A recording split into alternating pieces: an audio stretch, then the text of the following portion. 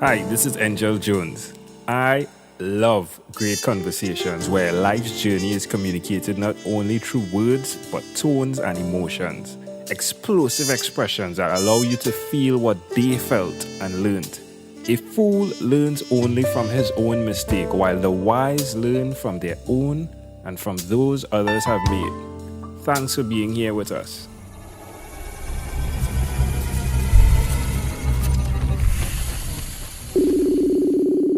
Good morning, Aditya, Jaykumar. How are you going on this wonderful, beautiful morning? It is a beautiful day, Angel, and I'm just happy and glad to be still alive. Wow, it is a pleasure, isn't it, to be alive? Oh, it's amazing. It's amazing. And with every food I get to eat, I just, be a little bit grateful so that I get some more moments to breathe and take action. I love it. I love it. Well, Aditya, I'll call you AJ for short, right? Tell me, which of your talents, AJ, is responsible for us meeting? Well, thanks a lot, Angel. Out of all the talents that I've been able to develop, I think the talent that I value the most is my ability to maintain a strong life state and keep taking action. Now, life state is a Buddhist term for someone who derives his strength or courage or determination from within as opposed to outside circumstances, because at the end of the day you can't really control what happens around you, right?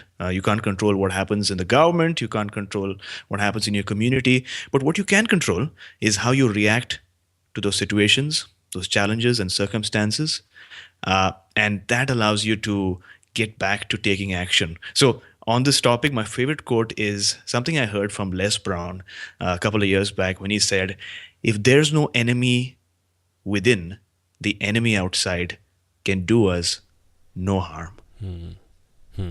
Love it. Love the silence in between that. So, who did you learn this skill from, my friend, to be able to identify the enemy, both within and the external enemy? I mean, if you really look at any successful person, right, whether it's Tony Robbins or Les Brown or Richard Branson or Elon Musk, each and every person has gone through massive challenges in their life, right? And if they didn't have that strong life state from within, the ability to get back to action would have been really difficult and they wouldn't be where they are today. So, again, one of my favorite quotes by Les Brown, and as you notice, I love quotes. That's something that I talk about on my show as well. But he said, you don't have to be great to get started, but you have to get started in order to be great, right? And someone who I've learned a lot from is my dad, actually, because he's also an entrepreneur. And as a family, we've faced many financial ups and downs, but no matter what, he never let his children know that we were facing those challenges because he didn't want us to feel bad or us to affect our emotions. He always had a smile on his face and would always find a new and innovative way to get things done. Right. So I learned from watching him. And I think that's where I sort of get my determination, my conviction, my life state, and my entrepreneurial ability from not, listening to my dad, but actually watching him do what he did. How does it go? More is caught than taught, isn't it? Absolutely. That's so true. Why will you continue to repeat this skill? I mean, you've spoken about the challenges, if you may. Yeah. You've spoken Yeah. about the up times. Why will AJ continue to repeat these skills? Well, firstly, because the ability to take action has worked for me really well, right? I started my podcast about a year back, and since then, we've done 180 interviews, received 700,000 downloads, and I've received a ton of love from listeners in over 140 countries. Right. In addition to this, when I was launching and planning for my podcast, I was also pursuing a highly rigorous full-time MBA, and I was also doing a summer internship. So yes, I have stayed up at night.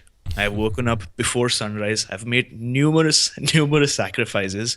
And the one thing that kept me was my life state and my ability to take action. So just to answer your question, I will continue to take action because with every new action, I attract a new challenge. And with every new challenge, I learn a new lesson. So it's sort of like exercising in the gym, right? You have to do it every day in order to build your action taking muscle and see some good results. I love it. Just to add as well, what you're saying, the name of your podcast is My Seven Chakras, right? Yeah. Wonderful. All right, my Yeah. friend, share with me one thing that you've done consistently over the past 3 years, please. I think it goes back to the same theme of taking action. The last 3 years have been really transformative for me in a very good way, because I've been learning a lot through books, through podcasts such as yours, workshops, done courses, which I believe all of these are another form of taking action. So, whether it was case studies during my MBA or maybe learning how to meditate, energy healing, or yoga, or even podcasting, I am always hungry to learn more so that I can serve more. And I'm a believer of the concept of the growth mindset, which speaks to the idea that your past does not equal to your future and that failures are really a stepping stone to success. So I have that mindset that my mind is like a sponge, right? And as long as I have that strong life state, as long as I take continuous action, I think that will really work for me and the people that I serve. I'm intrigued to know how it feels to you during the process, not just the beginning or the ending, but through the process. How does it make you feel? Absolutely. It makes me feel very optimistic. It makes me feel very grateful because think about it yourself. Just imagine you woke up today and you had this in your mind that your intelligence, your growth was limited, and there's nothing that you can do to change that. It would make you feel a bit depressed, right? But just imagine now that the world is in front of you. You have the power of the internet in your hands. And if you take action, you can meet the right people, you can read the right books, you can do the right courses, attend the right workshops, and you will have an even brighter day tomorrow.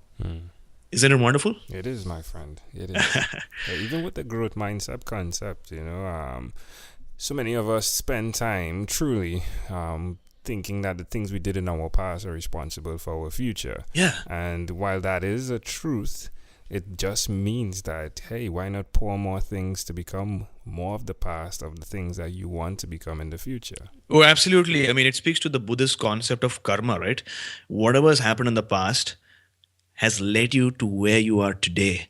And this is the perfect time, and you are, in fact, at the perfect place because of those actions. But what that also means is that if you plant some actions today, if you sow some seeds of karma today, you will see magic in the next couple of months, in the next couple of years. But you have to be patient in order to see those results. Yes, you do have to be patient. So suggest to someone in our amazing audience, AJ, why they should do what you've done. Okay, so I love this question, and I strongly believe that all of us, without a doubt, have come on this earth for a particular reason. Everyone wants to find that one reason, right? Their reason for life, their life's calling, their purpose. And the truth of the matter is that we are not promised tomorrow. We only have today. And that's why I think taking action is so powerful. If you're listening to this episode right now, I'm going to repeat that. If you're listening to this episode right now and maybe you have an idea, or maybe you want to try out something new, you want to try out a new practice, you want to apply for a job or create a new product, you can plan all you want, but at some point, you'll have to take action. So if you're in a dilemma, ask yourself this question. If not now, then when? If not you, then who? Because if you do, you realize that the universe has been sending you nudges and signs all along for you to take action and just jump, because you will grow wings along the way down. So have a strong life state, believe in yourself, and take action. Love it. I love the thought picture of growing wings on your way down. It's beautiful, right? It is. All right, my friend, we're having so much fun. Let's have some more fun. Let me invite you into my time machine that is surrounded with beautiful, warm, blue Caribbean water. EJ, what is your earliest childhood memory? Again, I'm loving the questions that you're asking me. But if I had to go back in time, the earliest memory that comes to my mind right now was when I was zipping on my street as a kid on my little red kick scooter. You know those kick scooters? Yeah. So it's one And I love foot that. pedaling, one foot pushing Yeah, you while you're on the other foot, right? exactly. So I love that scooter a lot because it had a phantom cartoon sticker in front of it. And I used to just love kicking hard and feeling the breeze on my face. Wow. How old do you think you were? I think I was about 3 to 4 years old. Why do you think this memory in particular is so clear? The memory was clear because I firstly had a lot of fun. I loved riding that scooter. I had no worries in the world. When I was on that scooter, it felt like I was one with nature, right? I was feeling the cool breeze. I felt the surge of adrenaline in me. And I felt like a superhero in a way because I had the phantom sticker on Yes. my scooter. So I also remember falling down one day, right, and kind of bruising my leg and bleeding a bit. But it didn't take me long to forget that fall and get back to playing and really having fun. And that's what I like about childhood, right? As adults, we face challenges and we stick on those challenges for such a long time. But as a kid, if you fall down, you get a bruise, you Go you again, you, right? you worry, but then you go back, right? Yeah, yeah. Can I offer my interpretation of that thought picture you created in my mind? Please do.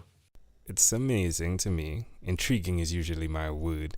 It's Mm. intriguing to me that the connection of understanding that in order to propel yourself into freedom along the path, that it was necessary to continuously be pushing off with one foot while the other is on. So it's a constant reminder of the energy required to go forward. At times you can put your 2 feet up, yes, but Yep. you always reset to that time where, the work is necessary, the taking action now, as you said, right through Yep. this conversation, the value of it. So, Angel, you've gone deep with this, and I love the philosophy behind this. And it's something that really resonates with the spiritual world as well. If you think about meditation, one of the most powerful forms of meditation is called grounding meditation, right? Because no matter where you are, your energies get affected. People around you, the communities around you. So, once in a day, if you can do some grounding meditation, you will have that metaphorical foot down on the ground so you can surf. Love it, love it. All right, my friend. So if we fast forward to when you were 12 years old, what was your favorite song? When I was 12 years old, and even now actually, my favorite song is Californication by Red Hot Chili Peppers. Now, I first heard that song on my neighbor's guitar, and I immediately fell in love with that guitar riff, because it was so catchy. And I didn't settle until I learned how to play it by myself. And as time progressed, I started liking the band even more, right? Love it, love it. All right, my friend, we have arrived at our destination. Sure. But before we get off of this time machine, there's a small declaration form. So it's yes or no. AJ, have you chosen someone to pass on your skills to? Oh, absolutely. I mean, I always look for opportunities to motivate and inspire people to take action, whether it's through my podcast, by interviewing thought leaders, experts, and visionaries, or through my mastermind group, or when I'm with friends as well. So I strongly believe that my calling is to provide my listeners tips, ideas, and techniques to build their life state and enable them to take massive action. Are you married? Not married. Do you have children? No children right now, Do you? but in the future. Okay, wonderful, wonderful. Do you believe in God? Now, that's a great question. I believe in God. I believe in the universe and the infinite intelligence. I believe that there's someone or something out there that is responsible for all the beauty around us, the life around us, and the energy that is flowing within our bodies right now. I believe that the same entity that gifts us our our life's calling or purpose, and sort of reminds us, right, as we are on our path each and every day in the form of a nudge or in the form of a sign or synchronicity of what we need to do, our mission here on this earth. Do you have an inner circle of friends? I do. I do have a close group of friends, members of my mastermind, and we meet once in a week at my home. Now, for listeners who don't know what a mastermind group is, I highly encourage you to read the book Think and Grow Rich by Napoleon Hill, because he talks about this concept in that book. There are different types of mastermind, but a mastermind, as the name suggests, is an imaginary mind created when people get together for achieving a particular objective or goal. So for me, the benefit is I get honest feedback on my progress towards my goals from my mastermind members. And during many occasions, I get ideas that I might never have thought about. The other thing is mastermind members hold me accountable. So for example, if I said that I will do X, Y, and Z last week and I didn't follow through, they might ask me, right? AJ, what happened? You didn't do those tasks. So just to avoid those sticky situations each week, I end up following through, getting my goals done, and that really works. And also it helps bond, right? Helps get you closer to these wonderful beings who have decided to work with you. Love it. AJ, what about TV? Do you watch TV for more than 3 hours a day? I don't watch TV at all. What about screen time, the phone and or the computer? Is it more than 8 hours a day or less than 8 hours a day? I would say the screen time on the phone is something that I consider downtime. I think that's what Tony Robbins referenced to it as. Whenever I'm traveling, maybe to work or coming back, or maybe I'm during a commute, right? I always have some interesting or exciting podcast that I can learn from. And that's really helped me, because podcasts like yours are free, right? It's available on the iTunes podcast list, or even Google for that matter. But I'm always learning some podcast. And once in a while, I do watch these YouTube videos, but I limit it as much as possible. Wonderful. AJ, this was a great pleasure, my friend. Before you leave, is there anything you'd like to share with our amazing audience? Okay. Thanks a lot for this opportunity, Angel. I think this has been really amazing. The two ideas that I shared today were maintaining a constant life state and taking action. But for both of them, you need a constant flow of energy, right? And for energy, it's really important to breathe. Now, I don't mean regular breathing, right? We're all breathing right now. I mean fully breathing. So if you're listening to the show right now, whether you're feeling exhausted during the day, stressed, or maybe worried about something, just make sure that you take a mini break and start your mindful breathing practice. So firstly, at that point, breathe all the way out, empty out your lungs to make space for the fresh and energetic air. And then make sure you inhale all the way down into your lower abdomen so that the diaphragm relaxes and you're able to really fill your lungs. And then repeat the process by gently squeezing all the air out. So try imagining breathing into your lower dantian, which is the area below your navel and above your pelvic bone, because the ancient Chinese believed that this was the energy storehouse for the body. So do this breathing for about 1 to 2 minutes, and you'll not only feel much better, but you'll be in a better mood and you'll be able to take action and get back to that wonderful vision that you're working towards. Love it. AJ, thank you for being on 12-Minute Convos with Angel Jones. Thanks a lot, Angel. It's been a pleasure. Amazing audience. Before you leave, there's one person I'd like to introduce you to, Amanda Jones. She is my wife, and her passion is to educate, encourage, and empower. Hi, I'm Amanda Jones, and I'm a registered nurse. Do you or someone you know have diabetes? According to the International Diabetes Federation, in 2015 worldwide, 415 million people were living with diabetes. Just as that figure is overwhelming, so too can the effects of diabetes be. So, to help simplify diabetes for both adult and child, I've used rhymes in my books, The ABCs of Diabetes for Children and Poems for Patients, A Focus on Diabetes. At its simplest, rhymes help us to remember. If you, a child or friend, want an easy, reader-friendly way to know about diabetes, then get a copy of these books. For more details, you can go to poemsbyaj.com. That's poemsbyaj.com.